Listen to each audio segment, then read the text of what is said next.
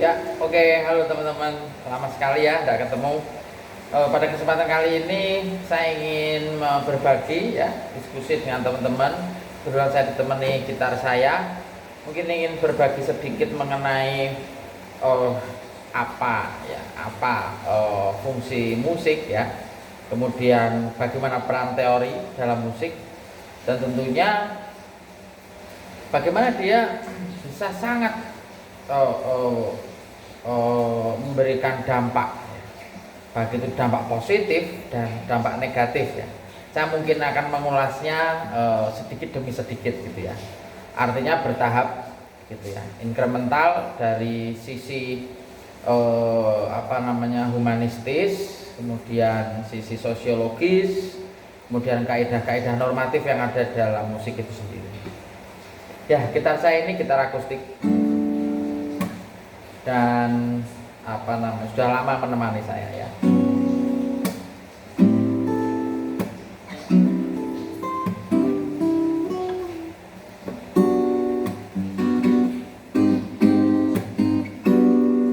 Ya, jadi semacam itu. Jadi kadang saya hanya memegang gitar gitu ya, pulang kerja capek gitu ya, memegang gitar santai gitu ya. Jadi rasanya hati ini tenang, kemudian batin kita itu semacam ya terobati lah.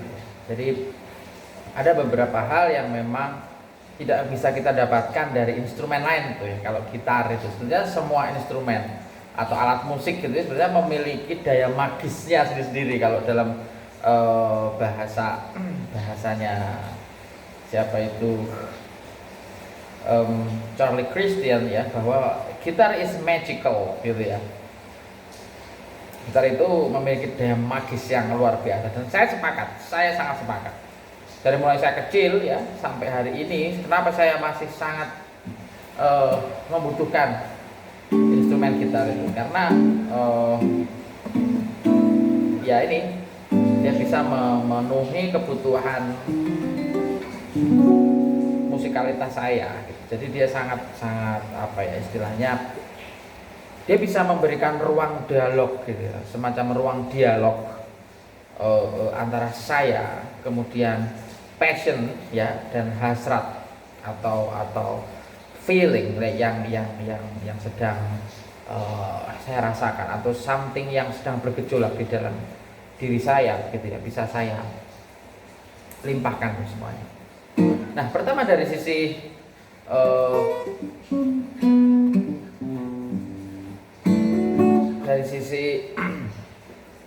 kaidah-kaidah musikal gitu ya.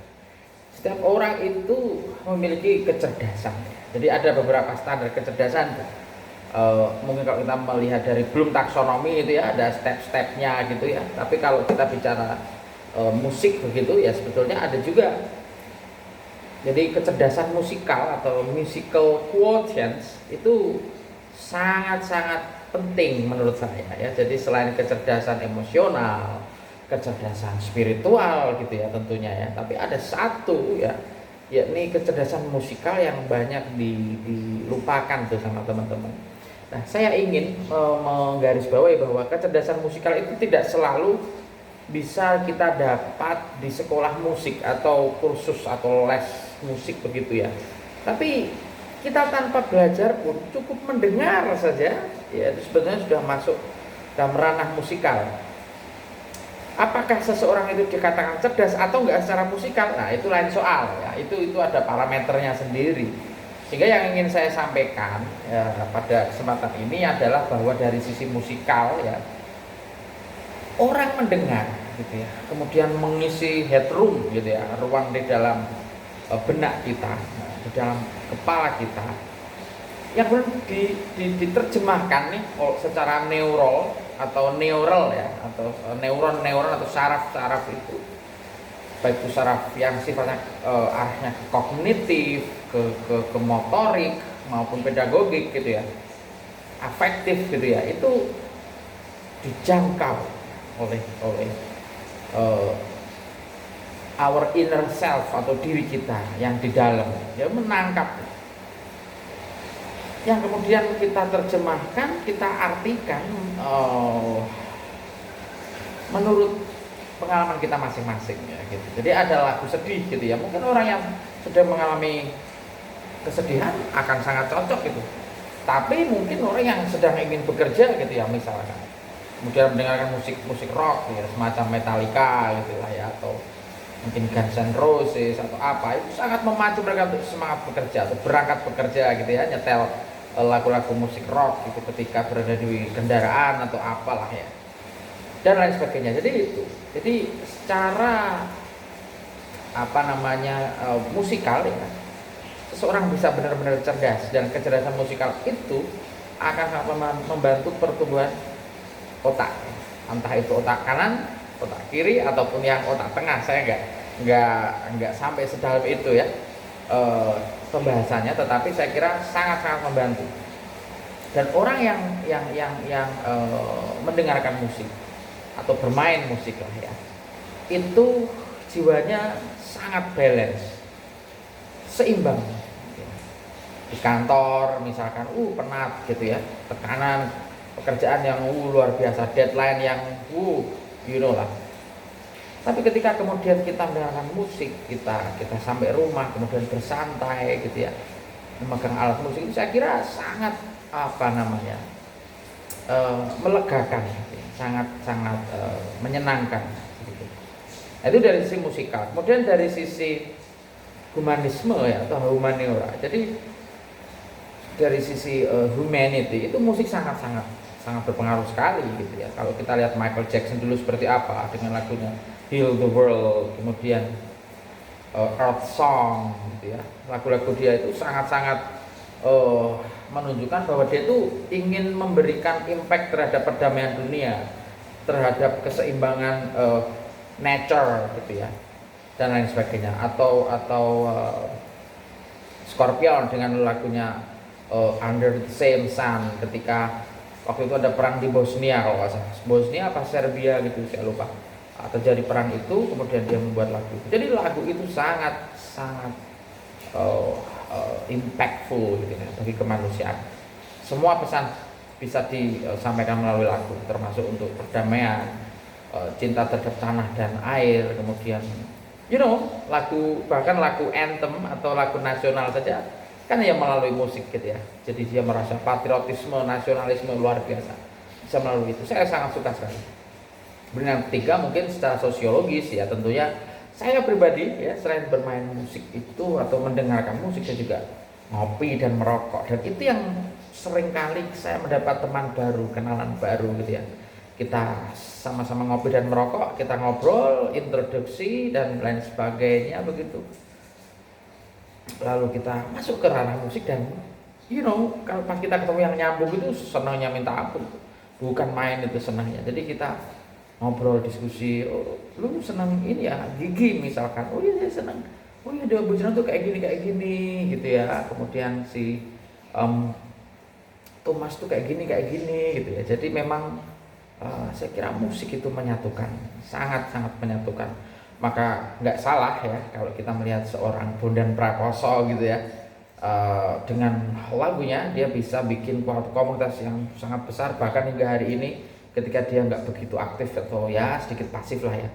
Bahkan orang-orang yang fansnya Bondan itu termasuk saya ya, tuh put a lot of respect gitu ya ke beliau, karena dia merupakan ikon anak muda, ikon musik gitu ya, dan lain sebagainya ya. Itu luar biasa. Jadi ada yang sampai seperti itu melalui komunitas yang dia bangun gitu ya, seseorang bisa menyampaikan pesan-pesan di dalam musik yang dikemas gitu ya, dengan satu musik yang menarik gitu ya. Bahwa memang banyak sekali studi yang sudah menyebutkan, baik itu studi yang secara akademis maupun penelitian kolektif ya, jadi di luar akademis gitu, itu menunjukkan bahwa memang musik sangat ya berpengaruh atau memberikan pengaruh yang signifikan dan positif ya terhadap perkembangan sosial dan juga kemanusiaan gitu. Saya kira teman-teman perlu mendengar beberapa musik yang sekiranya menarik gitu ya. Silakan, bisa musik klasik, bisa musik pop, jazz, blues, musik klasik, everything, rock gitu ya. Apapun itu silahkan, karena musik itu menyehatkan. Nah, itu pesan dari saya, semoga bisa memberikan satu wacana baru bagi teman-teman ya. Ya, jadi seperti itu Bapak Ibu.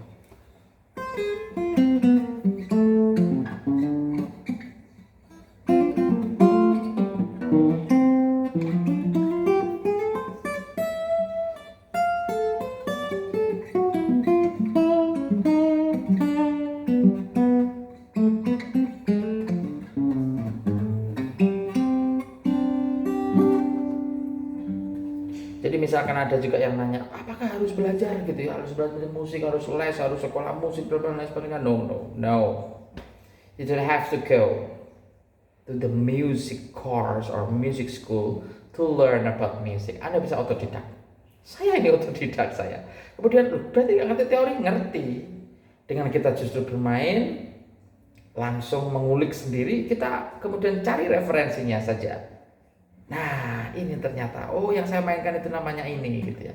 Oh kunci yang saya mainkan itu namanya ini gitu ya. Itu sangat apa namanya kalau saya katakan ya, sangat relate banget ya. Dan teori itu bisa dipelajari, tapi tidak harus dipelajari gitu ya. Teori itu hanya fondasi. Kalau Anda mau jadi performer gitu ya, jadi pemain, teori itu it's not the number one, bukan. Tapi kalau performer itu biasanya lebih banyak ke gearnya apa gitu ya, kemudian instrumen yang dipakai itu dia pakai brand apa, lebih ke situ.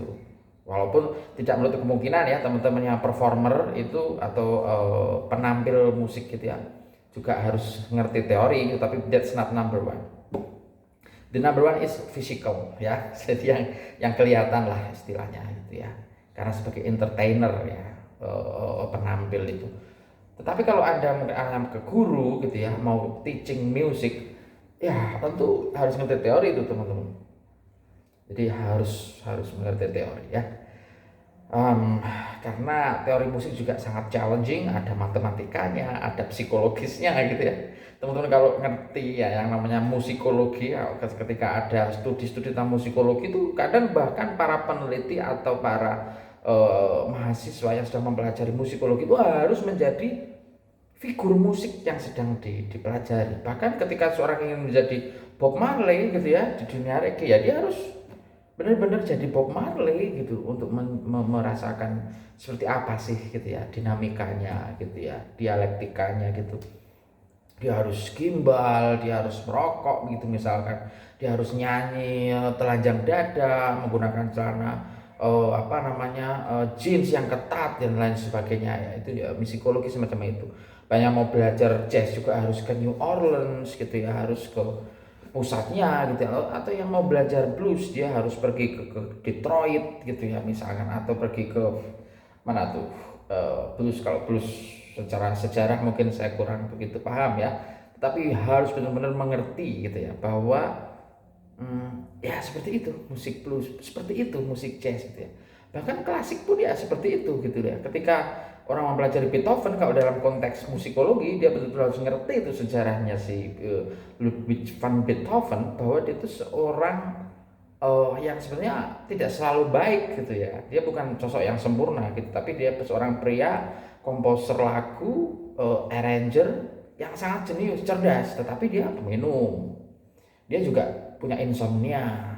Dia juga kesulitan juga untuk mungkin bergaul dengan banyak orang. Itu dia tidak begitu ini ya kalau saya baca sejarahnya itu. Tapi hingga akhir hayatnya ketika dia mulai punya penyakit tuli itu ya, mulai kurang begitu mendengar suara-suara, dia masih tetap bermain. Dia bermain lagu-lagu kayak Ode to Joy gitu-gitu ya, dan lain sebagainya. Itu sangat terkenal sekali. sangat menginspirasi lah ya gitu ya. Karya-karyanya selalu dikenang sampai hari ini. Tapi secara sosial dia tidak sempurna gitu ya. Dia tidak gampang bergaul dengan orang, dia juga penyendiri, introvert banget gitu ya. Ya, seperti itu. Jadi itu dalam konteks musikologi. Jadi tetap ada challenge dalam satu sisi ketika kita mendalami gitu ya secara musikologi atau music psychology atau psychology of music gitu ya. Mungkin akan seperti itu. Nah, ketika saya pernah mengikuti sebuah pembelajaran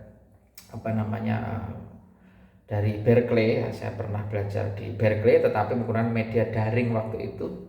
Yang mengajar waktu itu pemain apa namanya ini pemain pernah kolaborasi dengan Chick Corea juga, dengan John Patitucci ya, pemain bass itu. Saya tidak perlu menyebutkan nama lah ya. Kursus dengan beliau dan menggunakan nama Berkeley ya, itu cukup sangat menekan saya itu ketika saya mencoba untuk ingin mengidentifikasi apa nih yang saya mainin ini sebetulnya apa sih gitu ya. Saya mencoba mengikuti itu dan akhirnya saya tahu tuh bahwa basic teori fundamentalnya itu harus memang dipegang dulu gitu ya ketika kita mau berimprovisasi atau composing song, making music lah semacam itu. Oke, saya rasa itu teman-teman. Happy weekend semuanya, sehat selalu, God bless you all. Sampai bertemu lagi, and stay musical. Oke, bye bye.